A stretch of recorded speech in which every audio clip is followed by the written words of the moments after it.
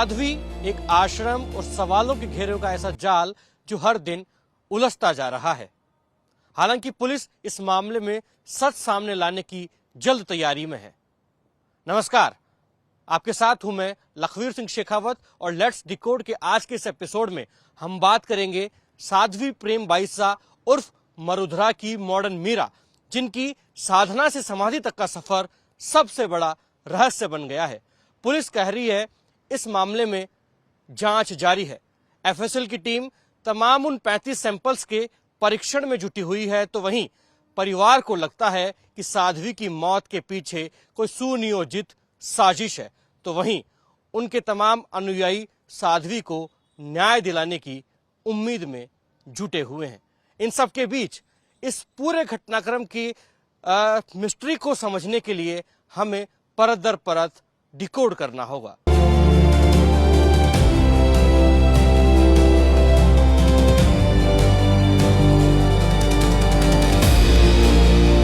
बहरहाल 28 जनवरी यानी कि बुधवार का वो दिन जिस दिन साध्वी प्रेम बाईसा की जोधपुर के आरती नगर स्थित उनके आश्रम में तबीयत बिगड़ी। तबीयत बिगड़ने पर साध्वी के पिता विरमनाथ ने कंपाउंडर देवी सिंह राजपुरोहित को बुलाया, जो कि जोधपुर के मथुरादास माथुर अस्पताल में नर्सिंग कर्मी है। देवी सिंह राजपुरोहित पहले भी साध्वी प्रेम बाईसा को इंजेक्शन लगा चुके हैं। उस दिन जब वे पहुंचे तो साध्वी प्रेम बाईसा को खांसी जुकाम की शिकायत थी। उन्होंने डेक्सोना सहित एक अन्य इंजेक्शन साध्वी प्रेम बाईसा को लगाया, जिसके महज चंद मिनटों के बाद ही साध्वी प्रेम बाईसा की तबीयत और ज्यादा बिगड़ गई। तबीयत बिगड़ता देख साध्वी प्रेम बाईसा के पिता विरमनाथ साध्वी को लेकर जोधपुर के ही प्रेक्षा अस्पताल गए, लेकिन प्रेक्षा अस्पताल पहुंचते पहुंचते ही साध्वी प्रेम बाईसा की सांसें थम गई।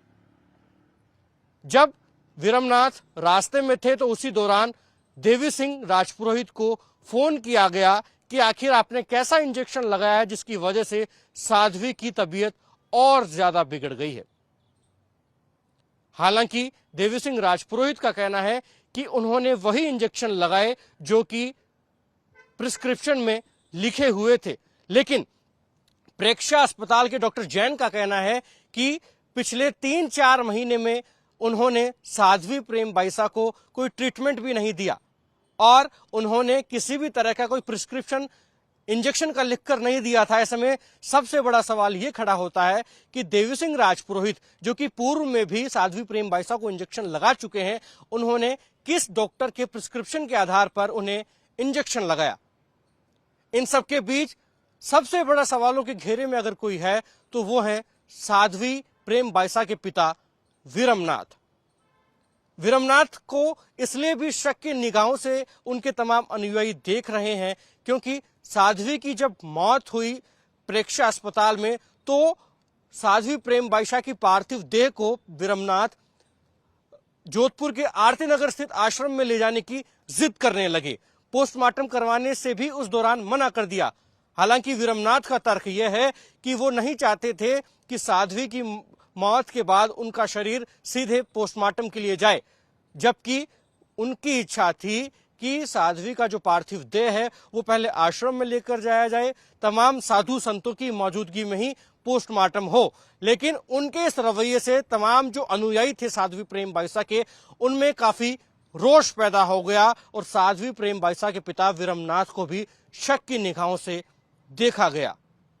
इन सब के बीच साध्वी प्रेम बाईसा की मौत के कुछ घंटों के बाद उनके सोशल मीडिया प्लेटफॉर्म से एक पोस्ट पे की गई, जिसको लेकर भी लगातार सस्पेंस गहरा है, जिसके बाद साध्वी प्रेम बाईसा के पिता विरमनाथ को चुप्पी तोड़ना पड़ा और कहा कि ये पोस्ट मैंने ही हमारे जो सोशल मीडिया टीम है उनसे कहकर डलवाया है, क्योंकि बीते दिनों लगातार साध्वी प्रेम बाईसा के साथ साजिश की जा रही थी और अब जिस तरीके से रहस्यमयी मौत हुई है, ऐसे में मैं चाहता हूं कि जल्द से जल्द न्याय मिले।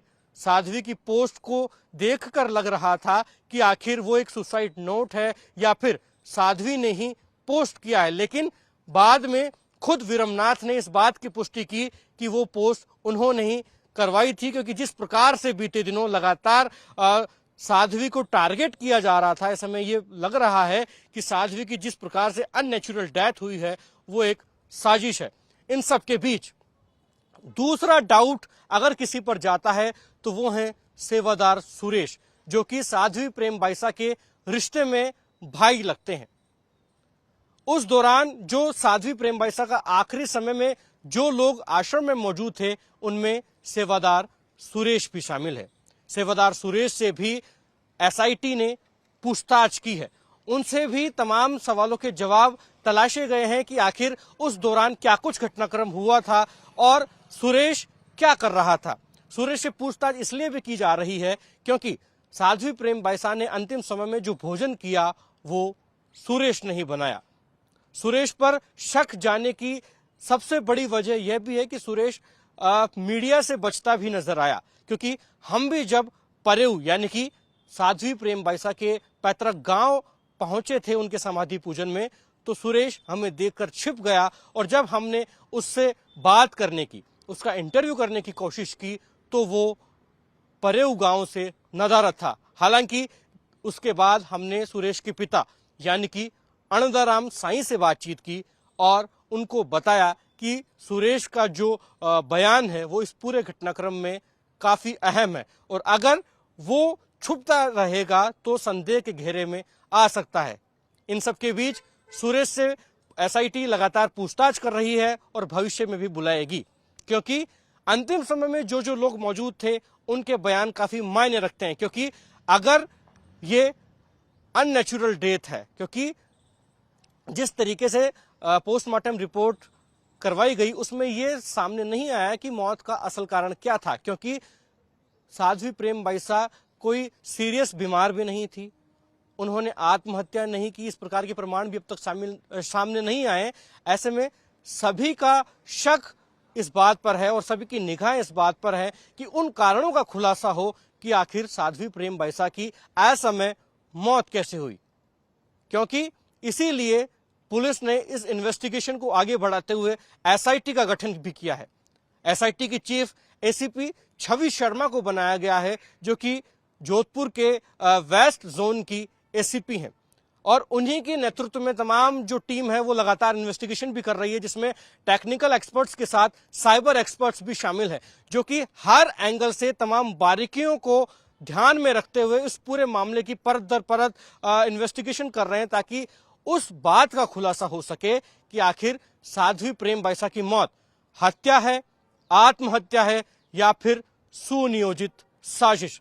यही कारण है कि एफएसएल की टीम ने भी जोधपुर के आरती नगर का जो आश्रम था साध्वी प्रेम बाइसा का, वहां से करीब 35 सैंपल जुटाए हैं और एफएसएल की टीम 2 बार आश्रम में गई है। एक बार तो जोधपुर की जो पुलिस कमिश्नर हैं ओम प्रकाश पासवान, उनकी मौजूदगी में भी एसआईटी और एफएसएल की टीम पहुंची थी, जिन्होंने तमाम सैंपल्स को इकट्ठा किया। जब हमने एफएसएल राजस्थान के डायरेक्टर डॉक्टर अजय शर्मा से बात की तो पता चला कि इतिहास बन गया है। दरअसल अब तक ऐसा कभी नहीं हुआ कि किसी रहस्यमयी मौत के मामले में एफएसएल ने 35 से ज्यादा सैंपल्स इकट्ठा किए हों। उन तमाम सैंपल्स में साध्वी प्रेम बाइसा को लगे इंजेक्शन की सिरिंज, उनके तकिए, बेडशीट, कमरे की मिट्टी सहित तमाम वो चीजें जो उन्होंने आखिरी समय में कंज्यूम करी और उसके अलावा बर्तन सहित तमाम वो साक्ष्य और सबूत मौजूद हैं जो कि एफएसएल ने कलेक्ट किए हैं, उसको लेकर भी अब इन्वेस्टिगेशन जारी है। जयपुर में एफएसएल की टीम और जोधपुर में भी एफएसएल की टीम के जो साइंटिस्ट हैं वो इस कारण तक पहुंचने के लिए लगातार इन्वेस्टिगेशन में जुटे हुए हैं कि आखिर साध्वी प्रेम बाइसा की मौत के पीछे का कारण क्या है। इसीलिए साध्वी के डीएनए सैंपल्स को भी कलेक्ट किया है। उनके वेजाइनल स्वैब के सैंपल्स पर भी जांच जारी है कि आखिर साध्वी के अंदर डीएनए में उनके कोई सीमन तो मौजूद नहीं था, जिसकी वजह से उनकी मौत कर दी गई हो। उनके साथ मौत से पहले अगर किसी प्रकार का दुराचार किया गया हो तो डीएनए के सैंपल्स भी जुटाए गए हैं, ताकि वेजाइनल स्वैब में सीमन मौजूद है या नहीं इस बात की पुष्टि हो सके। इन सब के इतर साध्वी प्रेम बाइसा को जहर दिया गया था क्या, इसलिए विसरा रिपोर्ट भी करवाई गई है। विसरा की जांच भी एफएसएल के तमाम अधिकारी कर रहे हैं। विसरा रिपोर्ट काफी महत्वपूर्ण रोल अदा करती है उन मौत के मामलों में जिनके कारण स्पष्ट नहीं हो या फिर मौत का असल कारण छुपाने के लिए कारण बदले जा रहे हों, इसलिए विसरा रिपोर्ट करवाई जाती है। ऐसे में साध्वी प्रेम बैसा की विसरा रिपोर्ट जब सामने आएगी तो अगर उसमें कोई भी पॉइजन या जहरीला पदार्थ पाया गया है तो उस एंगल पर जांच होगी, और अगर किसी भी तरीके का पॉइजन साध्वी प्रेम बैसा के विसरा रिपोर्ट में नहीं पाया जाता तो एसआईटी अलग एंगल से जांच करेगी। वो जांच इस प्रकार की होगी कि आखिर किसी भी प्रकार का विषैला पदार्थ नहीं पाया गया तो मेडिकल बोर्ड उस निष्कर्ष पर पहुंचेगा कि फिर मौत के पीछे का कारण क्या है, क्योंकि अगर जहर नहीं दिया गया तो फिर मौत कैसे हो सकती है। और फिर तमाम जो मेडिकल बोर्ड के एक्सपर्ट्स हैं वो विसरा रिपोर्ट, एफएसएल की जांच की जो रिपोर्ट है और डीएनए सैंपल्स को मिक्स करके एक निष्कर्ष पर पहुंचेंगे, जिसके बाद एसआईटी पूरे मामले को जो इन्वेस्टिगेट कर रही है उनकी रिपोर्ट के आधार पर इस पूरे मामले का पटाक्षेप होगा और खुलासा किया जाएगा। क्योंकि इस पूरे घटनाक्रम में जिस प्रकार से जो मौत हुई है वो तो सवालों के घेरे में है ही, वो तो संदेह के घेरे में है ही कि आखिर ऐसा क्या कारण रहा कि साध्वी प्रेम बैसा की असमय मौत हो गई, जिसकी वजह से उनके तमाम जो लाखों अनुयायी हैं वो भी इस बात को जानने के लिए बेसब्री से इंतजार कर रहे हैं कि आखिर साध्वी प्रेम बैसा की मौत के पीछे कोई सुनियोजित साजिश तो नहीं, क्या साध्वी प्रेम बैसा ने आत्महत्या का कदम तो नहीं उठा लिया। क्योंकि आपको बता दें कि करीब 4 साल पहले एक वीडियो वायरल हुआ था।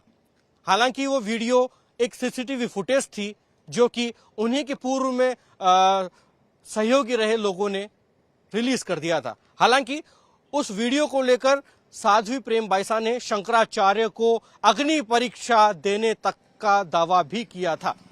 दरअसल उस वीडियो में वे अपने पिता विरमनाथ के गले लगती हुई दिख रही हैं, जिसको लेकर सोशल मीडिया पर काफी ट्रोल किया गया और सवाल भी किए गए कि जो व्यक्ति सन्यासी हो जाता है वो इस प्रकार का आचरण कैसे कर सकता है।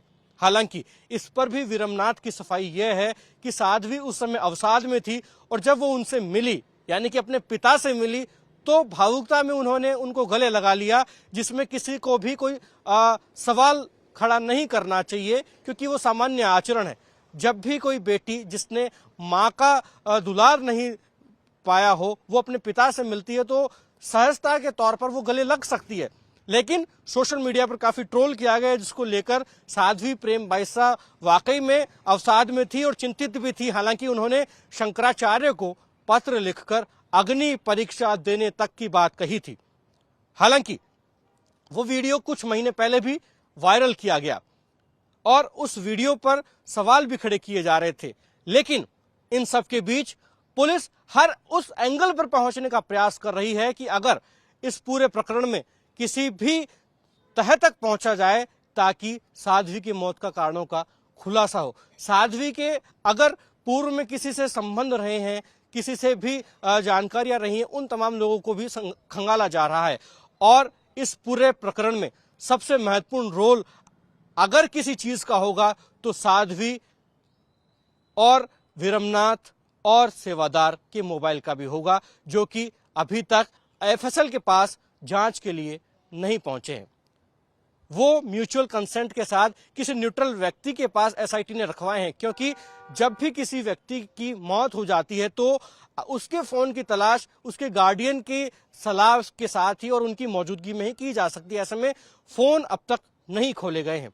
फोन जब खोले जाएंगे तो जिस प्रकार से previous chat history, previous call records के आधार पर साइबर एक्सपर्ट्स उन तमाम लोगों तक भी पहुंचेंगे जिनका अगर संभवतया कथित तौर पर किरदार सामने आ सकता है मौत में, तो उन तमाम लोगों पर भी पहुंचने के रडार पर लेगी पुलिस और उन तमाम लोगों पर भी दबिश दी जाएगी, क्योंकि अभी तक कारण का स्पष्टीकरण सामने नहीं आया।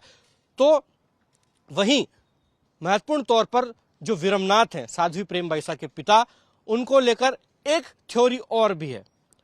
दरअसल साध्वी प्रेम बैसा के पिता पूर्व में ड्राइवर की भूमिका निभाते थे और उनको जानने वाले लोगों का ये कहना है कि साध्वी प्रेम बैसा की माताजी जो है अमरू, वो जब उनका सिधारे थे, वो उनका जब देवलोक गमन हुआ था तो उनकी मौत भी चर्चाओं में रही थी, क्योंकि वो भी संदिग्ध परिस्थितियों में मौत हुई थी। ऐसे में जैसे ही एफएसएल और विसरा रिपोर्ट सामने आएगी तो एक बार फिर विरमनाथ से पूछताछ संभव है, क्योंकि साध्वी प्रेमबाईसा के अंतिम समय में वही उनके साथ मौजूद थे और सभी घटनाक्रमों के बारे में वही जानकारी दे सकते हैं। और लगातार बार बार वो ये कह रहे हैं कि साध्वी प्रेमबाईसा की मौत एक सुनियोजित साजिश है और इसके पीछे बड़ा षड्यंत्र प्रतीत होता है। ऐसे में एसआईटी उन तमाम कारणों का खुलासा भी उनसे करवाएगी कि आखिर कौन सा ऐसा षड्यंत्र है जो वो बताना चाहते हैं, कौन सी ऐसी साजिश का उन्हें प्रतीत हो रहा है, उसको भी पुलिस सुनिश्चित करेगी साध्वी प्रेमबाईसा के पिता विरमनाथ के बयानों से। तो वहीं जब साध्वी प्रेमबाईसा का समाधि पूजन उनके पैतृक गांव में किया गया तो बड़ी तादाद में साधु संत जुटे।